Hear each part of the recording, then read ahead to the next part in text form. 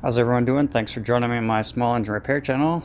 In today's project, we're going to work on this Craftsman 2. It's an older two-stage snowblower, and my buddy says that last time he used it, the augers stopped spinning and he could smell burning rubber. So let's take a look at this and what could be the problem.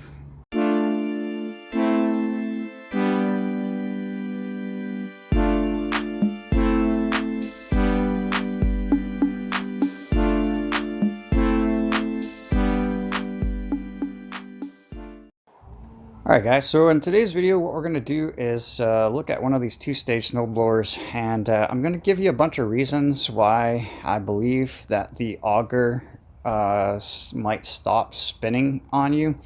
Now my buddy says that it stopped spinning and he could smell burning rubber. So that kind of leads me to my first checkpoint here, guys. When the augers aren't spinning, for the augers to spin down here, through this transmission, there is a pulley system that has underneath this panel here, and it will be very similar on all snowblowers.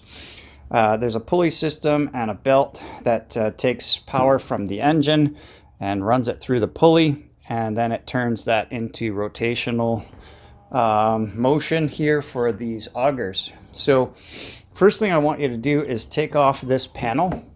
A lot of times there are a couple of bolts, sometimes, or one on each side, and this panel will come right off and it'll expose the belts on your particular snowblower. Sometimes you might have to rotate the chute to get that cover off easier. Alright, so you have two separate belts. This particular belt is for the drive system, for the transmission and the wheels. This particular belt is actually for the auger system. So the fact that he was smelling burning rubber, to me, tells me that this belt could have been snapped off and caught somewhere in this spinning and rotating pulley down here, or that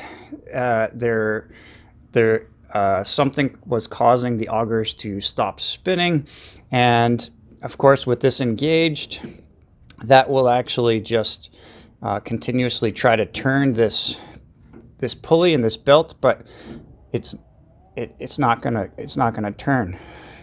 So that would cause this belt to start rubbing constantly and burning away some of the material, and that's what the burning rubber smell would be. So if you're smelling burning rubber, first thing I want to do is check to make sure your belt is not broken, first of all, and second of all, you check the condition of it. It looks like it's fine. Now it does have quite a bit of slack here, and it does look like it has actually been worn down quite a bit. Like I can even pull it right off this pulley here. So it's either stretched or worn down. So it's definitely probably gonna need to be replaced. So, but the belt itself is, I don't think, what's causing the problem. Okay, so this, again, when we engage the auger system, it's going to put tension on this belt, and that belt is then going to take this rotary motion from the engine and drive that pulley. This pulley is directly linked to the second stage. All right, the impeller. It's directly linked to this impeller, and that is then going to turn the transmission here and then transmit it into rotary motion this way. So that leads me to my second possibility of why this is not turning.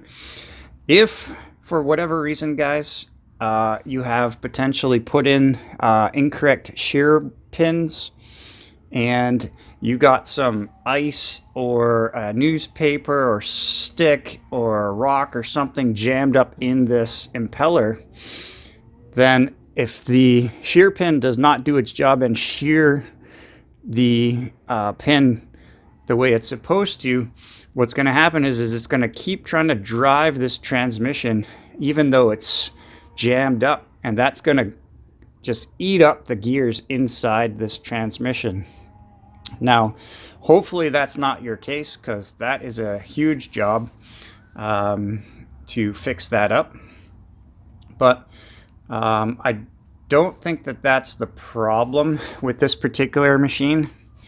But again, that's going to be something we're going to, I guess, use as a last resort.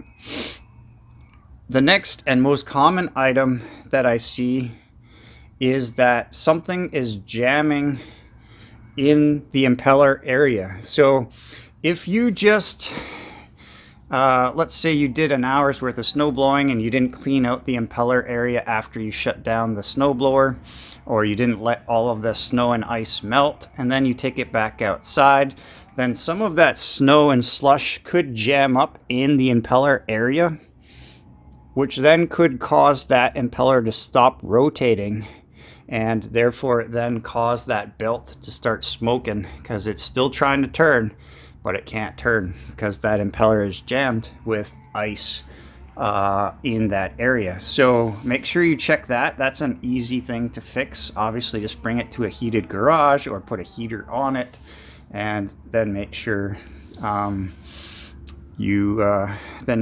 nice and cleared out, and try it again. On that same note, guys, instead of it being ice or snow, I've seen all sorts of other things jammed up in this impeller area. I've seen pieces of coat hanger, wire, a rock that has jammed up in there. And I can tell you that that is probably the case in this particular, on this particular machine. Because I'm going to look and bring you in a little bit closer into this impeller area. And I want you to focus your attention right there at the end of my finger. That, guys, is believe it or not, just a piece of mulch or wood chip that is jammed in between this impeller and the housing. And you can see here, I'm trying to turn the impeller, and it's not moving. But if I turn it back the other way, it moves just fine. All right. So, guys, believe it or not, that piece of wood, that small little piece of wood right here, is what I believe is jamming up this impeller and caused that belt to start smoking. Because look here, guys, everything is loosey-goosey here. And even if you look at the impellers there, again, just be very careful when you're turning this. We don't want to really put your hands in here unless you actually know this thing is not going to start. So what I should have told you from the beginning is to disconnect this spark plug wire here up at the top. All right. And that way there's no chance whatsoever of this snowblower turning over. I mean, it wouldn't turn over anyways, but that's just a nice fail-safe. But take a look when I spin this impeller, guys. Watch the tines here on the first stage. You can see that they are actually rotating, which means, good thing, that the gears in here are actually not stripped out. Because it's transferring that rotary motion off of this shaft to this particular shaft. All right, so that is a good sign. Now, the only thing I need to do now, after I've removed that piece of debris, is go ahead and fire this thing up. And as long as I didn't smoke the belt too much, or my buddy didn't smoke the belt too much, it should cause this thing to rotate.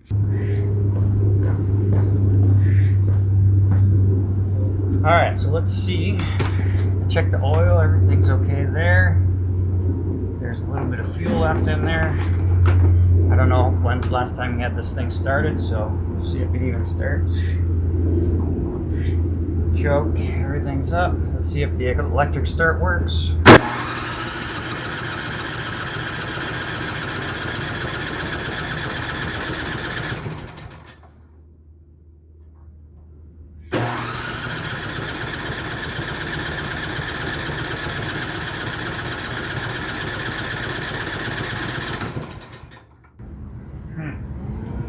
Well, hard to test the auger, but what I will do here is I'll tie off the auger. So even spinning over the engine should cause these augers to turn.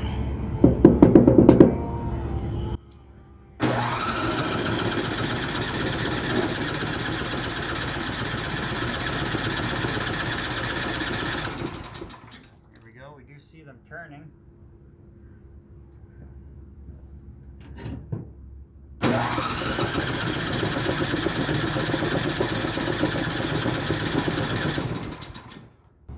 Alright, so you obviously need some carb work on this thing as well, but as you guys can see, it was turning the auger.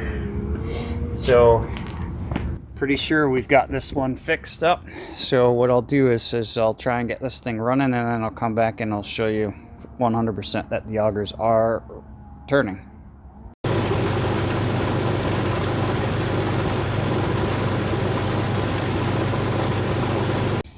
Alright guys, so there you have it. That was a $0 easy fix. So usually it's one of those couple of items that I mentioned in this video. So go through those, check those out, and hopefully that's going to solve your problem. If it doesn't solve your problem, you feel free to ask any questions down below. I try to get to answering all of the comments and questions on my videos, and I'll try and get back to you as soon as I can. So hopefully this video is informative. If you like the content, please show me a little love. Smash the like button down below.